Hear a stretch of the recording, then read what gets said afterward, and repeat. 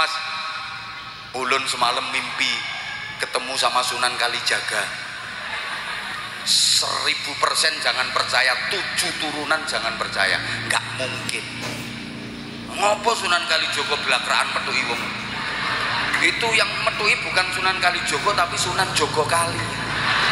Kalau nggak tukang mancing ya tukang ngising gitu.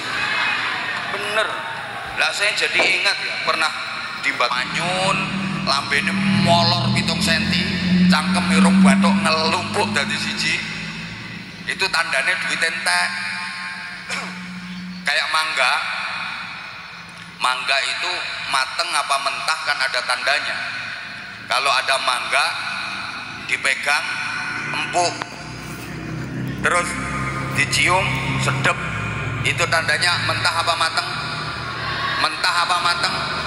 Mateng. Ada mangga dipegang keras, atos, kemudian ketika dibau gak sedep, itu tandanya mateng apa mentah? Mateng apa mentah? Ada mangga didemek empuk, diambu badek basin, tandanya mangga. Apal wong codot. Apa tanda-tandanya orang yang cinta kepada Nabi Muhammad? Man ahya sunnati faqad ahabbani. Baru waman ahabbani kana ma'i fil jannah. Orang-orang itu suka nakalan, hanya dibaca sepenggal yang belakang. Man ahabbani kana ma'i fil jannah, itu aja yang sering disampaikan. Siapa yang mencintai aku, maka dia akan bersama dengan aku di surga. Itu aja yang sering disampaikan. Padahal yang jauh lebih penting adalah sebelumnya, man ahya sunnati, sebagai bukti mahabbah. Saya ulang, ini harus diulang-ulang ya. Saya percaya kok yang hadir di sini cantik-cantik, terutama ibu-ibu dan mbak-mbaknya, cuma agak oon. Jadi ini yang sering disampaikan penceramah-penceramah itu cuma sepenggal. Man ahabbani kana ma'i fil jannah. Siapa yang mencintai aku, kata Nabi, maka dia akan bersama dengan aku di surga. Bener itu. Cuman kalimat sebelumnya itu yang jauh lebih penting harus disampaikan. Bukti bahwa cinta itu apa? Man ahya sunnati.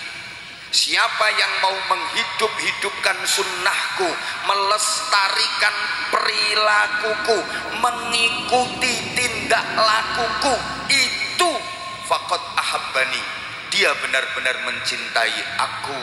Lah kalau nggak mau ahya sunnati, nggak masuk kategori cinta Nabi. Allahumma sholli ala Muhammad. Udahlah, nggak usah ngaku cinta. Kalau ahya sunnati, otomatis itu sudah merupakan bentuk cinta kepada Nabi. Walaupun dia mengaku cinta, sehari 1000 kali dia ngomong cinta, tapi kalau nggak ada ahya sunnati, no. Semoga-moga faham. Ini pentingnya kita mengadakan peringatan Maulid Nabi. Karena begini, ini sering saya sampaikan di mana-mana, jarak antara kita dengan Rasulullah itu sangat jauh. Rasulullah lahir tahun 571 Masehi. Kita sekarang hidup di tahun 2024. Itu aja kalau dihitung udah 1453 tahun. Jauh jaraknya kita dengan Rasulullah. Sementara kita disuruh meneladani Rasulullah, disuruh mencontoh Rasulullah dalam segala hal. Lah kitanya nggak pernah ketemu sama Rasulullah, kita nggak pernah berpetuk. Berpetuk itu apa ya? Ya kita kan tidak ngonangi Kanjeng Nabi. Lah gimana cara mencontohnya? Gini, jaraknya sangat jauh. Rasulullah itu ibarat sumber mata air yang airnya sangat bersih, airnya sangat jernih, airnya sangat bening. Sedangkan kita Ini ibarat sungai-sungai kecil yang udah jauh sampai ke muara. Airnya kotor karena sampah, airnya keruh karena lumpur. Keruh itu bahasa Inggrisnya the budek. Ini insya Allah 90% orang Jawa ya. Nah, kelihatan dari burek-bureknya. Udahlah, kita sama-sama burek kok. Jadi kalau Rasulullah itu sumber mata air yang bersih, jernih, bening. Nah, orang Salam Babaris ini sungai kecil yang udah jauh, airnya kotor, airnya keruh, airnya budek. Bahkan ada yang bukan sekedar sungai kecil, ada yang sudah jadi peceren, ada yang sudah jadi got. Nah, kayak sing dongsong kayak malah sapi teng kayak. Saking kotornya kita, gitu loh. Lah air itu kalau keruh, isinya nggak jelas. Tolong perhatikan, banyu iku nek budek, apa sing dadi isine ora cetha, betul? Udah, yang bukan Jawa pokoknya ikut bilang betul, ngono paham gak paham. Air itu kalau keruh, apa yang ada di dalam, apa yang menjadi isinya kan nggak jelas, karena airnya keruh. Isinya ini kecil apa besar, ini pendek apa panjang, ini lincip apa bendol, ini gembuk apa atos, kan nggak jelas karena airnya keruh. Kecil apa gede, ini kecil apa ganal, isoku yo ganal kuwi tok. Ini pendek apa panjang, ini empuk apa atos, ini bunder apa kotak, nggak jelas karena airnya keruh. Mohon maaf, kita sekarang hidup di zaman keruh. Islam apa bukan Islam itu lo kadang-kadang nggak jelas. Nyatanya yang Islam nyolong, yang nggak Islam juga kan nggak jelas. Kalau Islam harusnya kan ya nggak melakukan hal-hal yang melanggar Islam, tapi sekarang nggak jelas. Maaf, yang nggak Islam tukaran, yang Islam juga ayo nyaut, yang nggak Islam berantem, yang Islam juga, yang nggak Islam korupsi, yang Islam juga.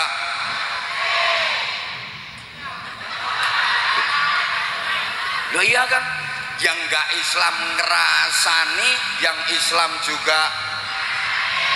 Karena memang kita hidup di zaman budek.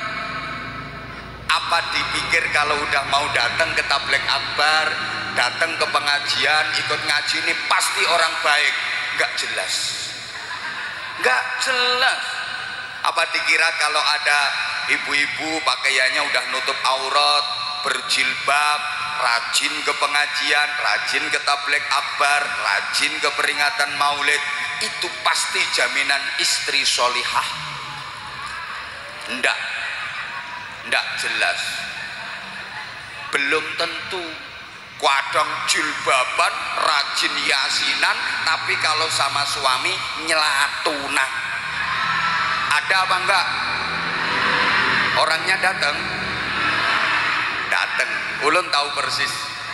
Sekarang orangnya pakai jilbab warna pink, bajunya hitam,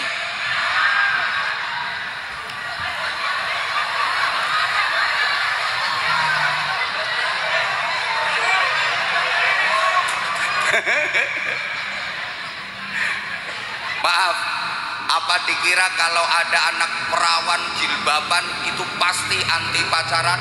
Belum tentu. Sekarang ini nggak jelas. Kita hidup di zaman yang nggak jelas. Apa dipikir kalau ada orang pakai mobil mewah itu pasti orang kaya? Nggak jelas, wong itu rentalan. Gitu loh. Halo? Iya. Apa dipikir kalau ada orang ceramah, dia pinter ngajinya, pinter dalilnya, itu pasti bisa mengamalkan isi ceramahnya? Nggak jelas. Wah, ini ketawanya nggak enak ini. Apa dipikir kalau ada orang nyalon bupati itu duitnya pasti banyak? Enggak jelas. Ya dibuktikan aja nanti nyangoni kiainya apa enggak. Ya. Tuh. Ulun ini kan masa-masa ya, udah mulai dulu, dan Ustadz Muhsin Al-Aziz juga membuktikan.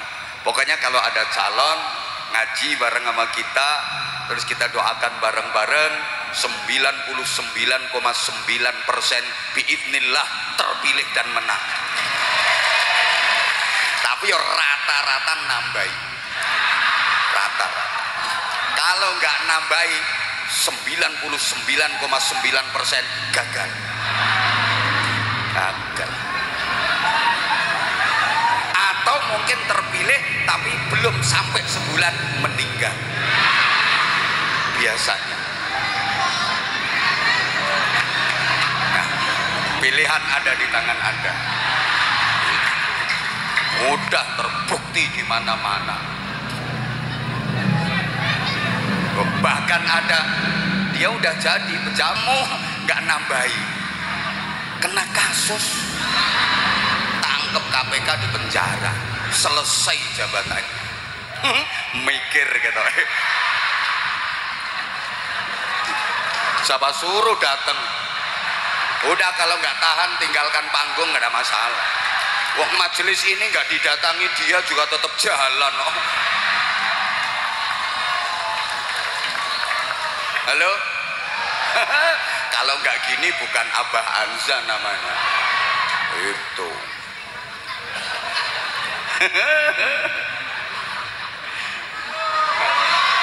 Iya.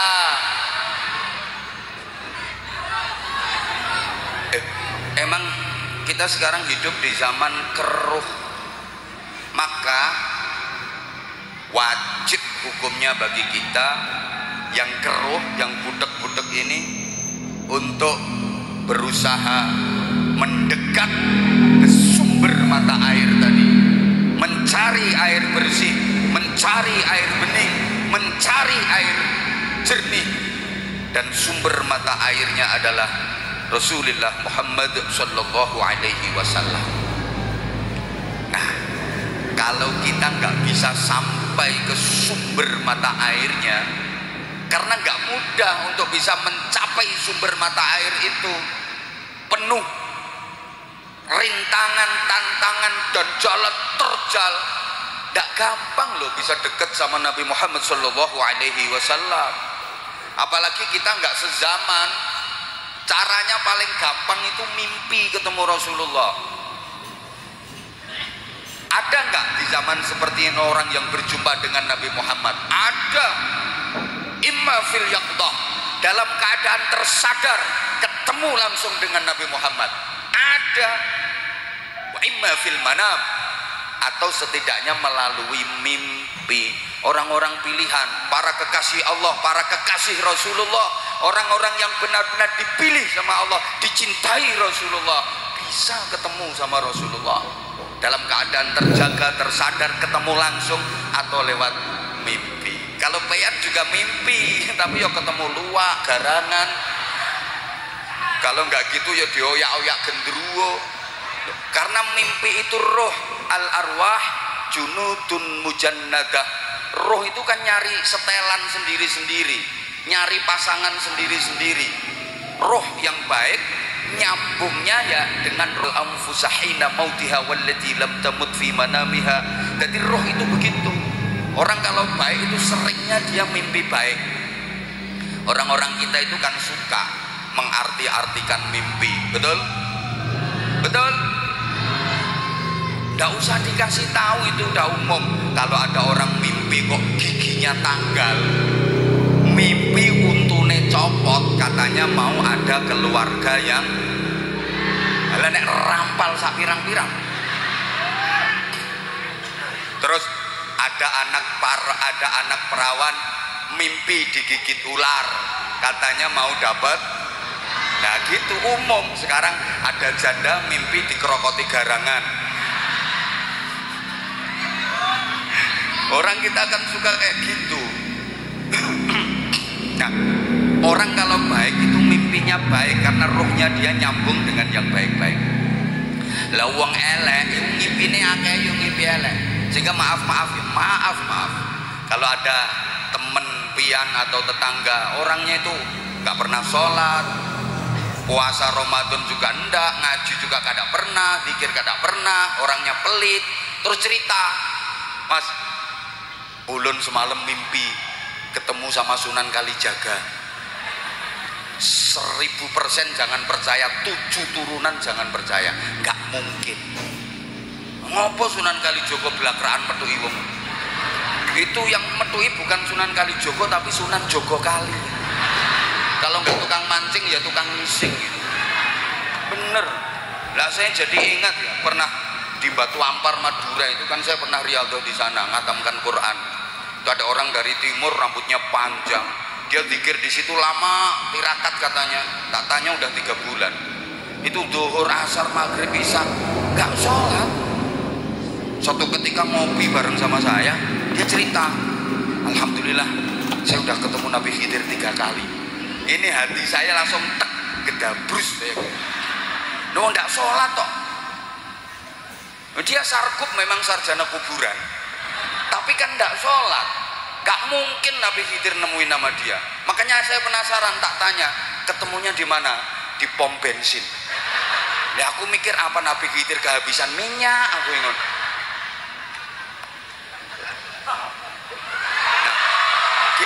Iya ya, tuh kan udah kelihatan banget kalau saya ngomong aku. Allahumma sholli ala Muhammad. Kalau kita nggak bisa mendekat ke sumber mata airnya, ya setidaknya kita mendekat ke sungai-sungai besar. Keruh yang butek ini mendapatkan gerojokan air bersih, air jernih, air bening, supaya lama-lama butek kita jadi hilang, kita pun jadi bening. Sampai sini bisa dipahami? Kita sungai kecil yang keruh, yang kotor, yang butek ini harus mendekat ke sungai-sungai kan air bersih, sehingga butek kita lama-lama jadi hilang, kita pun berubah jadi bening. Siapa? Sungai-sungai besar yang airnya masih ulama, para kiai, yang kiai beneran, ulama sungguhan, kiai beneran. Hati-hati, zaman kayak gini kan keruh, gak jelas. Ini kiai yang memang uyah itu asin, tapi kan tidak semua yang asin itu uyah. Contoh umbelmu, gak percaya dilaten ora asin gitu loh. Emas memang umumnya berwarna kuning, tapi ulama umumnya pakai sorban, umumnya, tapi nggak semua yang pakai sorban itu ulama. Hati-hati, kadang yang menang tampilannya tok, casingnya tok, atributnya saja, jubahe klengsreh lemah, sorbannya ngombo koyo Batman. Dia bawa tasbih itu besar-besar, bukan dari kayu, kelapa direntengi. Apa itu mesti ulama? Ya ntar dulu kualitasnya dong. Gimana sanad keilmuannya? Dia ngajinya di mana? Gurunya siapa? Kiainya siapa? Sanad ilmunya nyambung nggak ke Rasulullah Shallallahu Alaihi Wasallam? Kalau ulama Indonesia sanad ilmunya rata-rata sama, nanti sampai ke Abu Bakar Syato. Abu Bakar Syato itu muridnya Syekh Ahmad Zaini Dahlan. Ngopo tak terang dong wal jamaah itu wis bener gitu loh maksud saya. Terus dia ya pernah mondok di pesantren, bisa ngaji, faham berbagai macam fan disiplin keilmuan, itu bener-bener ulama. Ngajinya ya runtut, suruh baca kitab kuning ya bisa, itu tandanya dia faham ilmu agama. Kitabnya ya urut ya, Fathul Qorib, Fathul Mu'in, Fathul Wahhab. Nah kalau ulama-ulamaan mungkin ceramah pinter, tapi suruh baca kitab au, karena yang dikaji sama dia bukan Fathul Wahhab, melainkan Fathul WhatsApp, Raudatul Facebook, Kifayatul Instagram, Hidayatul Twitter, sama Nihayatul TikTok. Nah itu sanad ilmunya sambung pada Syekh Google radhiyallahu anhu. Maka kita nggak boleh sembarangan nyari guru. Allahumma sholli ala Muhammad, Allahumma sholli ala Muhammad. Nabi aja berpesan, la ta'jabu bi'amalil abdi hatta tanzuru kaifa yuhkamu bi. Kamu jangan takjub dengan kehebatan seseorang. Perhatikan dulu manfaat apa yang dia hasilkan. Terus tunggu bagaimana dia diakhiri kehidupannya. Jangan gampang kagum. Halo? Paham belum enggak diomongin ini? Nah ini maksud saya, kita harus mendekat ke ulama. Ulama itu memang harus dimuliakan. Man akramal ulama faqad akramallah wa rasulah. Siapa yang memuliakan ulama, maka dia benar-benar sudah memuliakan Allah dan Rasulullah. Sebaliknya, meremehkan ulama berarti meremehkan Allah, meremehkan Rasulullah. Nah, kalau saya bukan ulama, jujur, maaf, saya tidak bisa ngaji, sama kayak Bean. Kita sama-sama oon. Makanya saya di mana-mana cuma ngajak kepada saudara-saudara saya yang sama-sama bodoh dengan saya, mari kita jalurnya yang benar. Allahumma sholli ala Muhammad. Allahumma sholli ala Muhammad. Apa pentingnya kita memuliakan ulama? Ya penting banget.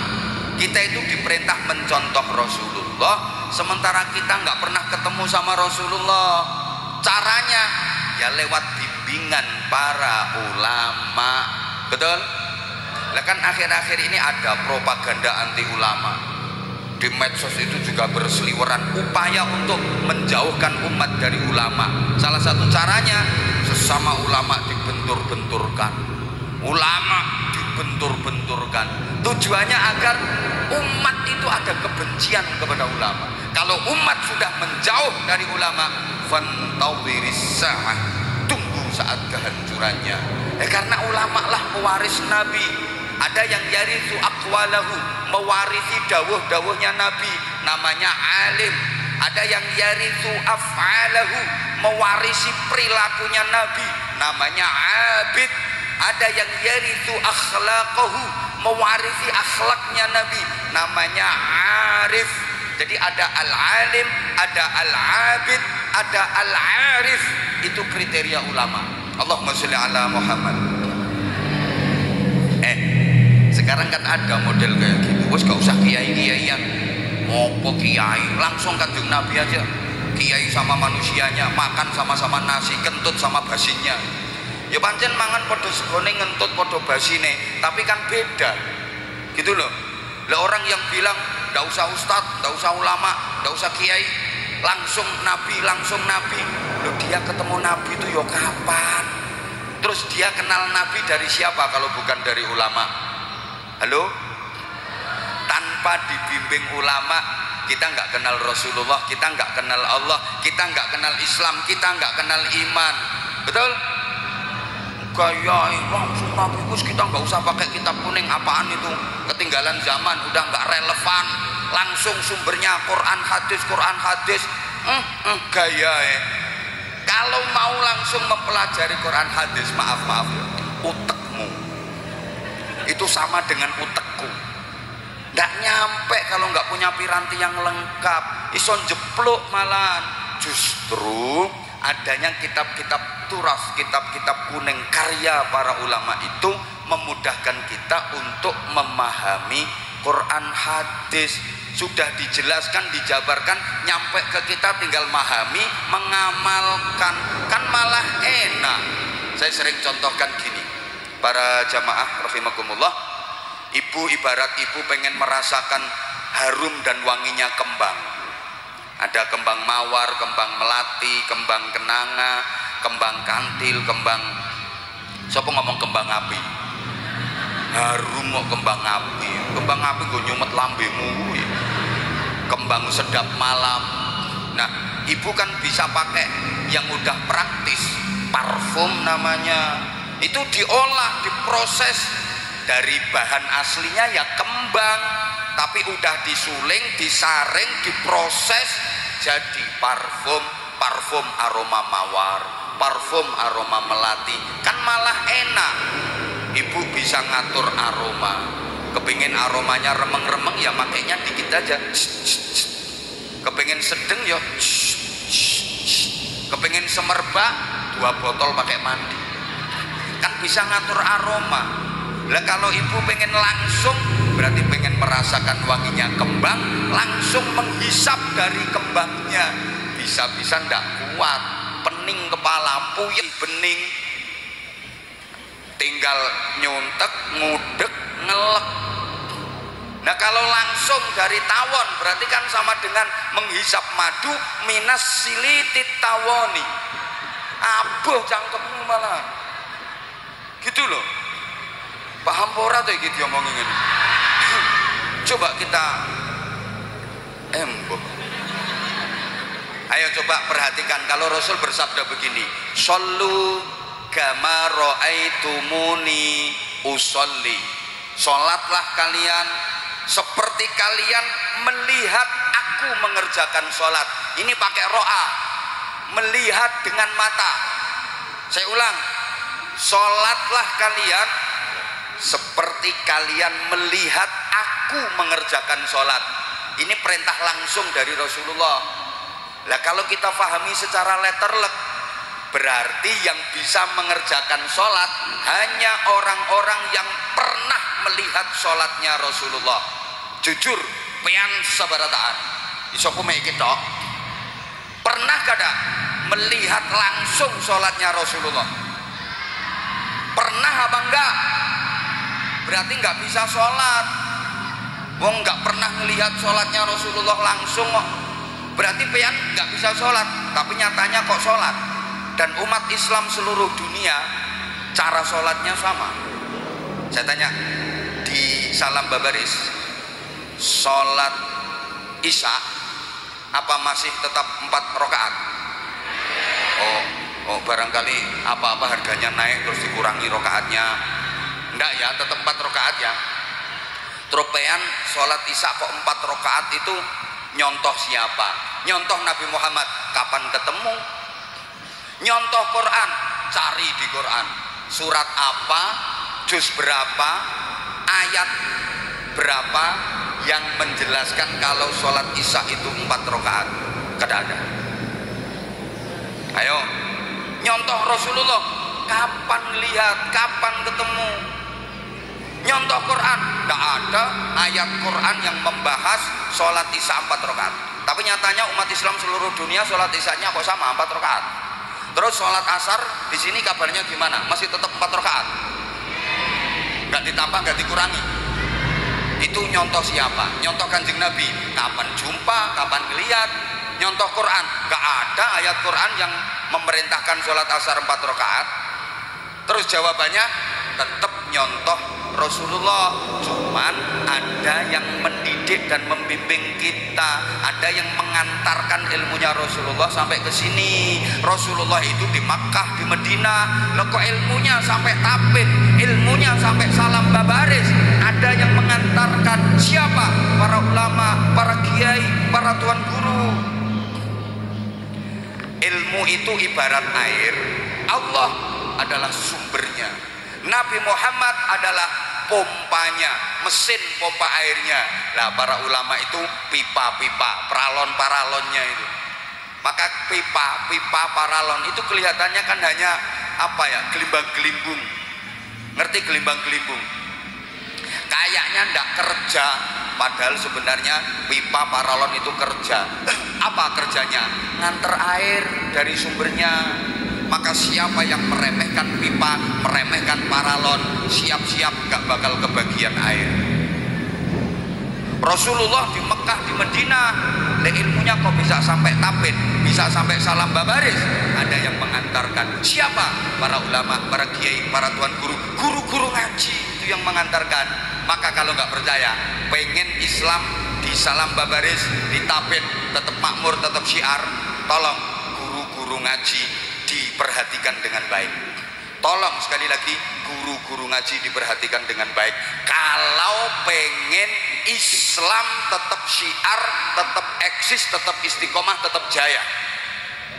Tapi kalau guru-guru ngaji sebagai pipa-pipa, pralon-pralon perantara ilmunya Rasulullah kada diperhatikan dengan baik, gak lama Islam akan selesai, Islam akan habis.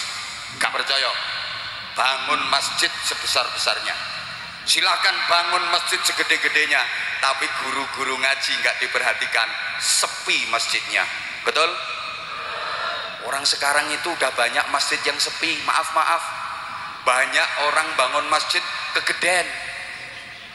Saiki akeh wong bangun masjid kegeden, masjidnya gede, jamaahnya cuma dikit, akhirnya masjidnya lobok.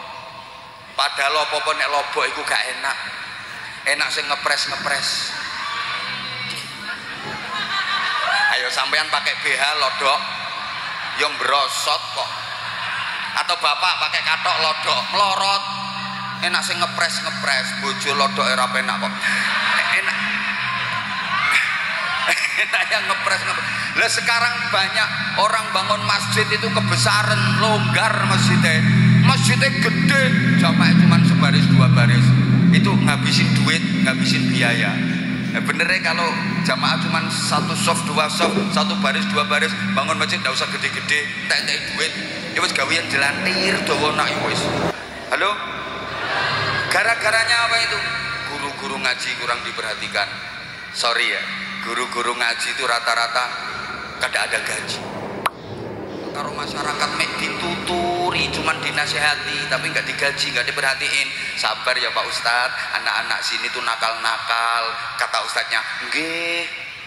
Sabar Pak Ustadz, anak-anak sini tuh nakal-nakal, ngajar yang sabar, yang ikhlas, nggih. Tapi nggak ada bayarannya. Makanya rata-rata guru ngaji itu kuru-kuru, sampai pecine lo longgar. Tambah kuru, sandas-sendase. Izin, mohon maaf banget ini kepada pejabat-pejabat atau calon pejabat.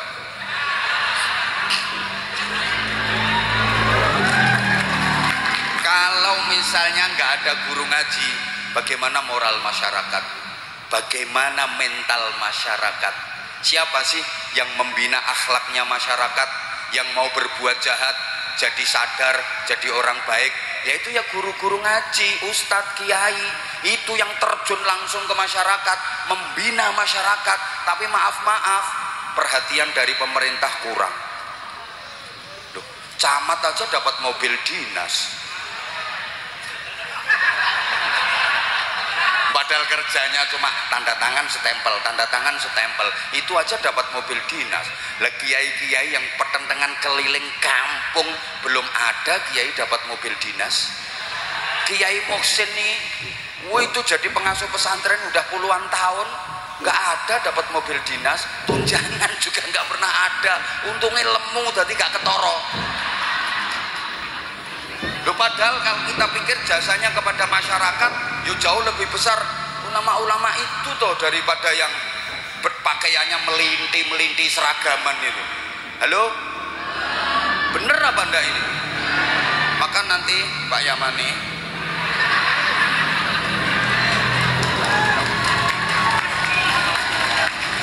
kalau Allah mengizinkan, Allah mengijabah mimpin Kabupaten Tapen, tolong perhatikan guru-guru ngaji. Tolong. Kalau sampai guru-guru ngaji, ustadz kiai mogok, bupati sing mumet ndase. Lah rakyat nakal semua. Rakyat demo tiap hari, berontak tiap hari, bukan cuman bupati, kapolsek yo mumet ndase. Loh iya dan Mapolsek Tapen Selatan berapa anggota? Cuman 12 orang personil polisi, padahal warga Tapen Selatan yang nakal ada berapa? Wong sing lumpuh nopo sakmono akeh. Polisi cuma 12. Mesti kualan. Siapa yang membantu tugas polisi? Ya para ulama, para kiai yang dandani moral masyarakat, akhirnya meminimalisir tindak pidana, tindak kejahatan. Gitu loh. Makanya Kapolsek itu kalau ketemu kiai ya harus ngerti kalau dibantu. Loh coba sekarang misalnya